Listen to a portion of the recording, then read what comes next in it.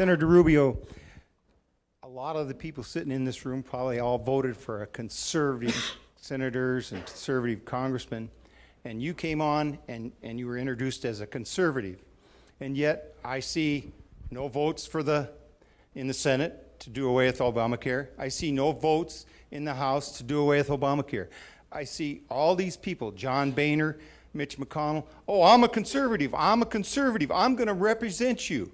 Well, why aren't these votes being taken? And if you become the president, are you going to stand up and use the bully pulpit to have these votes come out? Because if they don't come out and they don't do what they told us, then all of us sitting here who went out and voted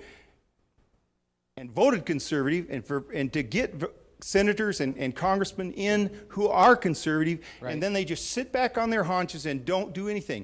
The reason the Democrats keep running over us is because they're not afraid to do the nuclear option if it needs to be done. Right.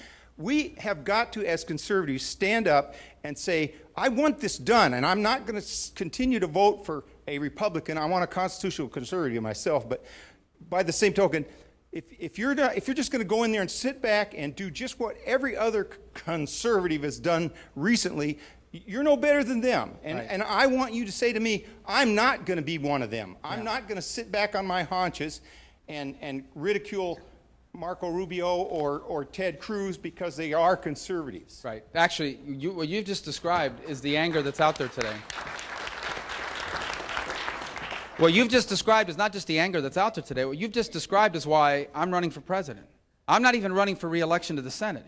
I'm running for president because we can't change any of this unless we have people like that in the presidency.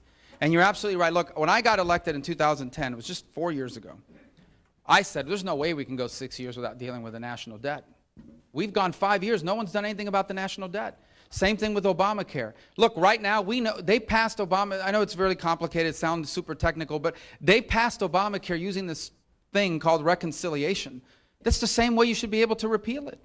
Now, look, ultimately, you need a president that will sign it, but we have to fight that in the court of public opinion. That's the other thing that we have to do. Sometimes they don't even try. The best example of it in recent times is Planned Parenthood, okay? You have these horrifying videos come out. The whole American people see what's going on with it. And instead of saying, we are going to spend 2 to 3 months going out there in the town halls and aggressively talking to people about what this means and convincing people that aren't convinced yet that we're right on this cause so that they can pressure their senators and their congressmen to vote the right way, what did they say instead? Well, we're not going to win this vote anyway, so we'll do a show vote, but ultimately the president's not going to sign it. We lost. If you don't even try, of course you lost.